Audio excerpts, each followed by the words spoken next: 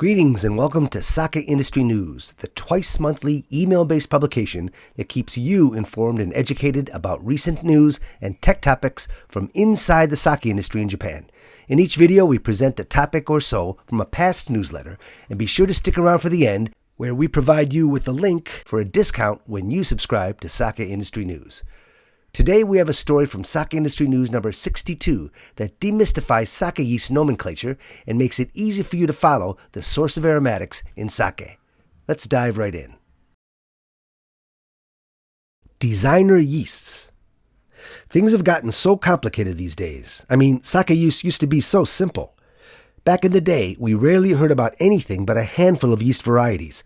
Maybe number 6, number 7, and number 9, with the occasional numbered newcomer, and once in a while an outlier from one prefecture or another that was deemed to hold promise.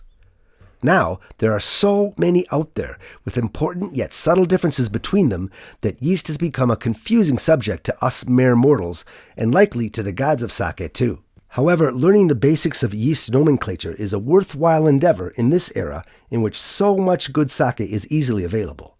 Why? Because it can be a good tool for differentiation in talking about sake and in marketing. While this will be a review for many sake industry news readers, the most commonly encountered yeasts are distributed by an organization called the Nihon Jozo Kyokai, or the NJK for the sake of this article, officially known in English as the Brewing Society of Japan. You can recognize their yeasts by the simplistic nomenclature they use. In other words, they're just numbers.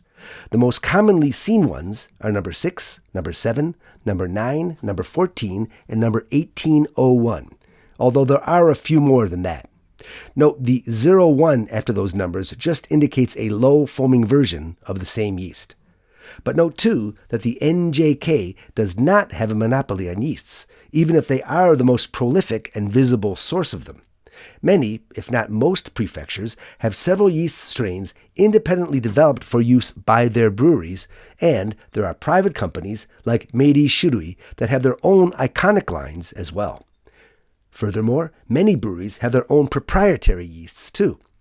So there are countless yeast varieties used in sake, and the number keeps growing as everybody's looking for the next big thing. But why? If there's so many great yeasts out there already, why do we need more? If it works, don't fix it, right? There are a number of good answers to this, but they can be summarized by saying a new good yeast can give an edge over others, be it in sake competitions or in the actual marketplace. Also, very often, new sake yeasts are the result of good, honest scientific research efforts. Budgets do, after all, need to be used up.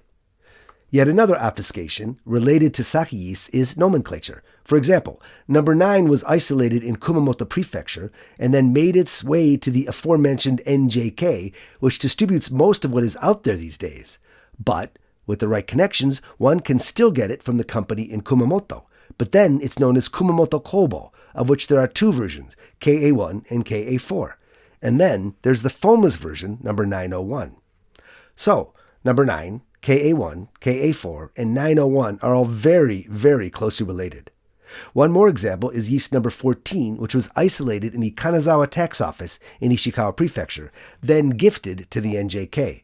So number 14, Kanazawa Kobo, and number 1401 are similarly kissing cousins. In truth, while they're all similar in the sake in which they will lead, the subtle differences that will rise will vary from sakagura to sakagura, and one is not unequivocally better than another. But come on, how are we regular folks supposed to keep track of all that? To that, I have no good answer. However, what I set out to convey here is that there are a set of yeasts, at least from the NJK, that they use the letters ARG in their names. For example, that organization sells yeast number 1401 under the proprietary name K1401, but there's also a version called KARG 1401. What's the difference? The KARG 1401 produces less urea, also known as carbamine, which can lead to carbamic acid, about which there are some health concerns. Other things like esters produced and robustness of fermentation are more or less similar.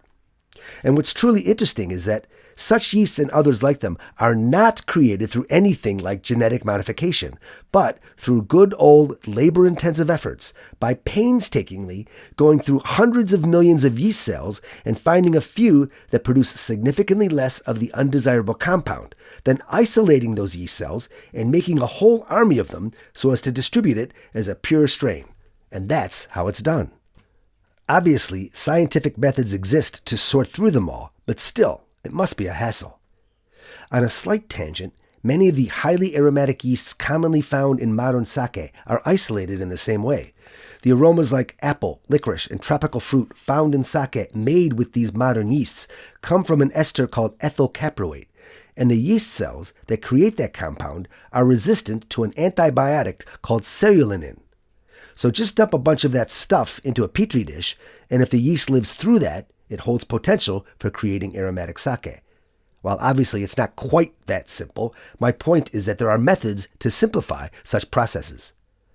Back to the KARG varieties, rarely does this designation appear on any sake label. This may be because brewers want to keep things simple. Perhaps there are other reasons. In the end, we will never get our collective or individual heads around all the yeasts used in sake production.